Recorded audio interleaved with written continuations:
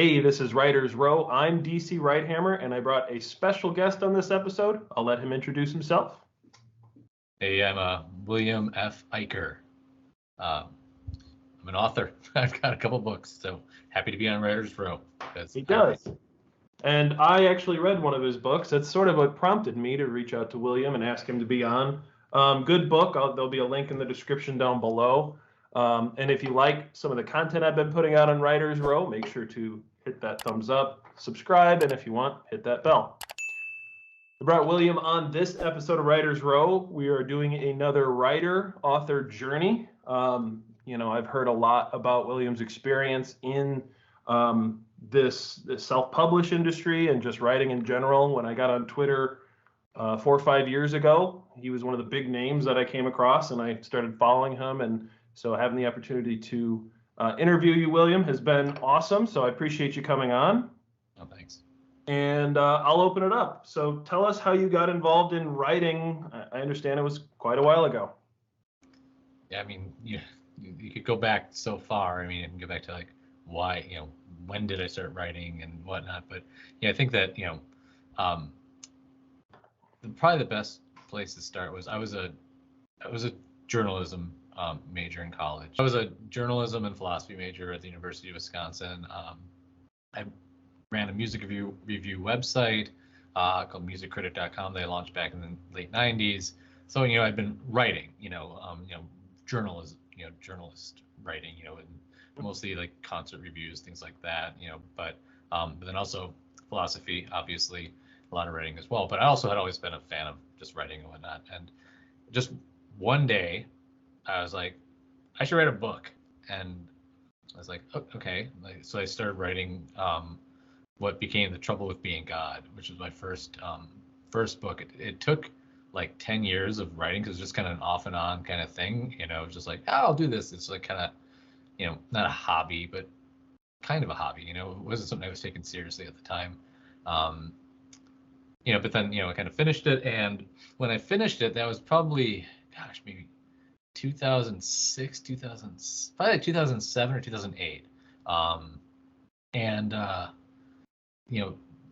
Back then, self-publishing was just starting. It really wasn't a thing. And, I did a little bit of querying because self-publishing didn't even really, like I said, exist. I didn't even know it existed at that point. So I queried a little bit.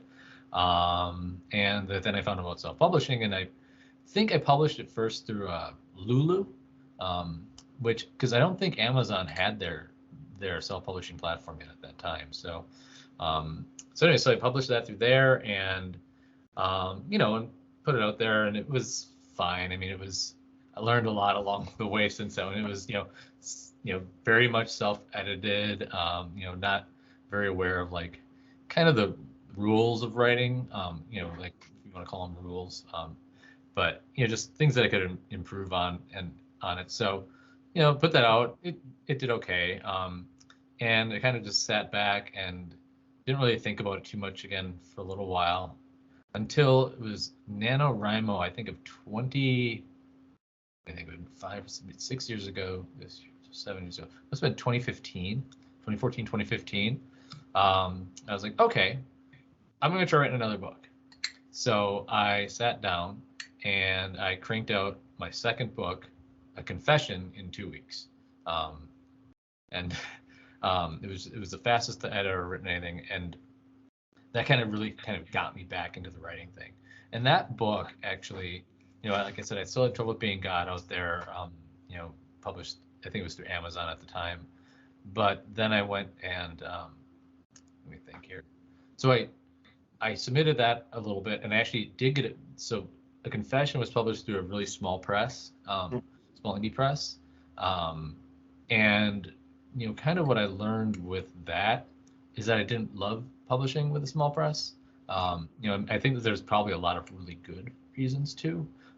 But as somebody who likes to kind of be in control of all their work, it was not the greatest experience. It was like the cover, I didn't love the cover, and the formatting inside wasn't exactly what I liked, and still most of the marketing was still pretty much up to me, and I was it was going to be a while until I like saw any sort of real money, because the the rates are considerably lower, than when you're publishing yourself, because you aren't dealing with, everybody else who's involved, who needs to get paid.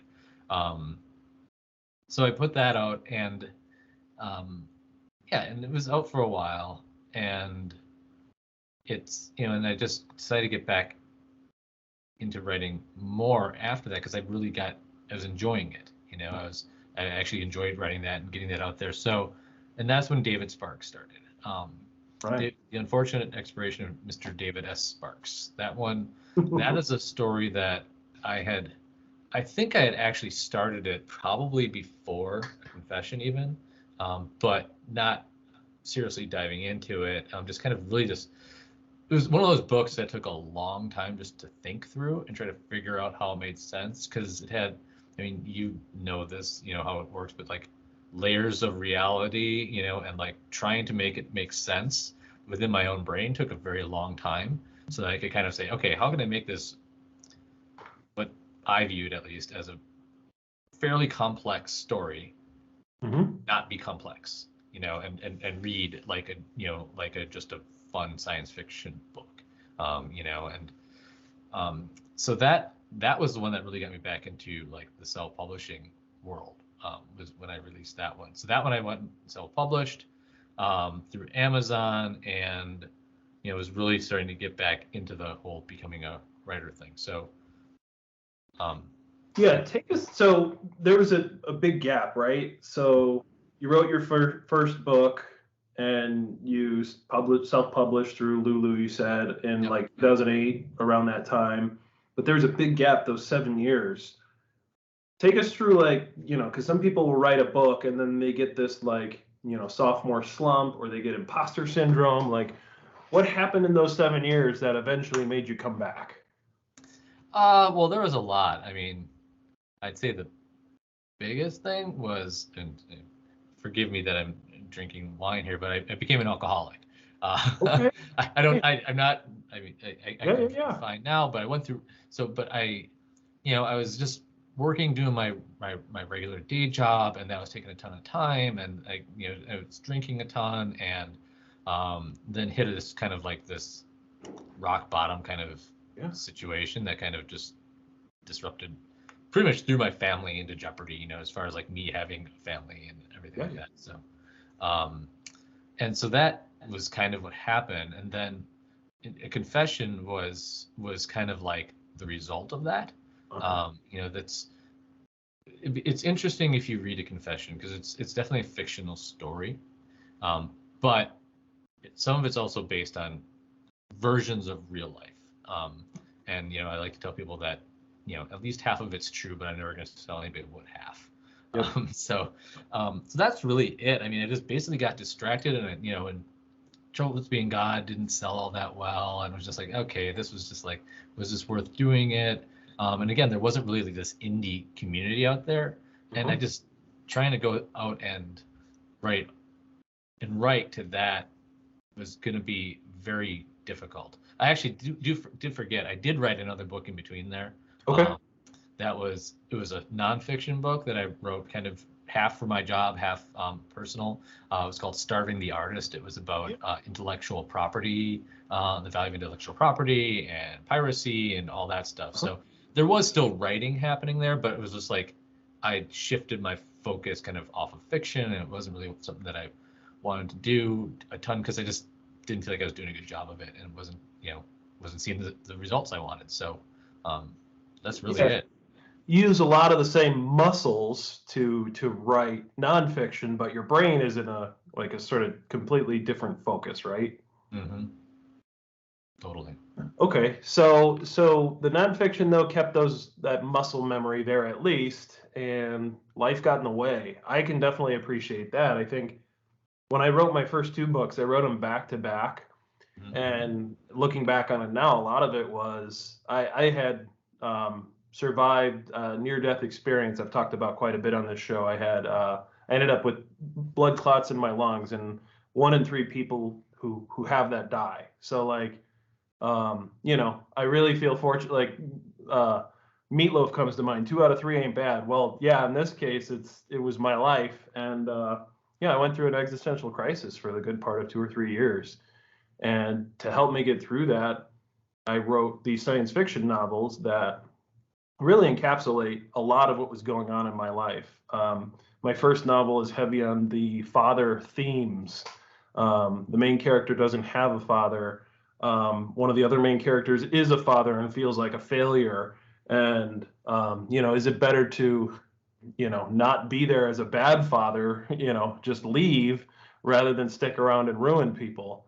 Mm-hmm. And then, I got to sort of take that to the farthest extent, and I put a content warning in the first book because chapter 15, one of the main characters kills himself because he just feels like a failure as a person, as a father, and being able to work all those things out. Because I was like, well, because I had an 18-month-old when I nearly died, and what if I wasn't here? And like, what does that look like? And so I definitely hear you. Life gets in the way, and I think as authors, we have to, and just writers in general, we have to tell ourselves that's okay. Like our mental health is more important than putting words on paper. Yeah, totally, totally. And I mean, and it sounds like you were in a very similar spot to me too, as far as like around that time when I was doing my earlier writing. I was a dad. Like I mean, I'm still a dad, but like I was a new dad. And so I was dealing with all that. I mean, that takes a lot too. So trying to find the time to focus on all of it and figure out how to balance it. I couldn't do it. So like I said, the ideas were percolating. I was doing some work in the back, and I mean, seriously, David Sparks was probably sitting there. If I go back, I could probably find my notes. I bet you it was sitting there for at least 5 or 6 years before I published it. Wow. Because I know it actually took me several. I mean, I think it took me like at least 4 or 5 years to write it, which again is crazy because it's not a very long book. But it was just like I needed to work it through in my head, and it wasn't like the main focus, and I didn't really consider myself an author yet. So it's like, so trying to crank it out or anything like that. I was like, I'll just get it done when it gets done, and we'll make it through. So Yeah. Well, writing complex, are they multiple point of views or are they the same point of view? It's like laying tile. Like you can lay the tile all in one way and think you got it, and then you realize you get to the end and there's a gap. And so you have to rearrange the tile or cut it just right and start to figure out a way to make it actually work to get that complete cohesive story. I think one of the bigger things that I learned during all of that kind of time was the idea that you can tear it all apart. I mean, the biggest that was really it, because it was like trying to write. I hadn't gone through the process before, really, of like saying, hey, you know what, I can write a bunch of junk that I'm not going to use. I mean, I think there's like 20,000 words from David Sparks that I cut from the beginning. Okay. It's like it was just I just chopped the whole thing off. And I did similar things with a confession, and so like you think about those tiles thing. It's like sometimes it's like, hey, you know what? I don't even need tile. This is gonna be carpet, or whatever. It's like, I'm gonna change this around completely and being okay with that. So knowing the tools that you have, but also knowing like that you can tear the whole thing apart and it's okay, like because you're not stuck with it, like it's yours and you can adjust it. So that was the biggest thing I think that kind of shifted my mindset at when I started getting to like, okay, I can write because I'm okay destroying what I've created to make it better. Yep. No, that makes sense. And you learn that as you go as a writer. One of the things that paralyzed me as a writer was I didn't want to write and throw it away. And you have to get over that. You're going to throw away so much. In fact, you probably save less than you throw away in the end, depending, on how many edits and things you go through. So I guess last thing I'll say to wrap this up, William, if you could go back to the beginning and give yourself at your age back then any advice on being a writer, what would be the one thing you would tell that person? Probably to write more, Okay. and just keep at it. That's really it. I mean, like, because yeah, you got the skills, but they get rusty, and you don't keep improving until you just keep doing it. So that's really it. Like, I wish I would have written a lot more when I was younger than I did. All right. So just find time, sit, and get words on the paper. Yep. Yeah. Simple as that. Cool. Well, hey, I really appreciate you coming on the show. And is there anything, I don't know if there's anything you wanted to promote while you have the opportunity on here? Yeah. No. I mean, I guess the biggest thing would be, like I've got this new series that I've been working on called Phoenix Bones, International Monster Hunter, and that's it's been interesting because it's just been a fun kind of writing. It's X-Files, Ghostbusters, James Bond, Scooby-Doo, Evil Dead, just gore and monsters and like fun, and it's been I've got 2 books out now. I got a novella, and I got the 3rd one coming out later this year. And so that'd be the biggest thing is like they're just if you're looking for something just fun to read, check them out. I mean, I'm having more fun writing now than I probably ever had before just by writing these. So Awesome. Again, there'll be links down in the description. Really appreciate everyone who's watched this far, and we will catch you all next time.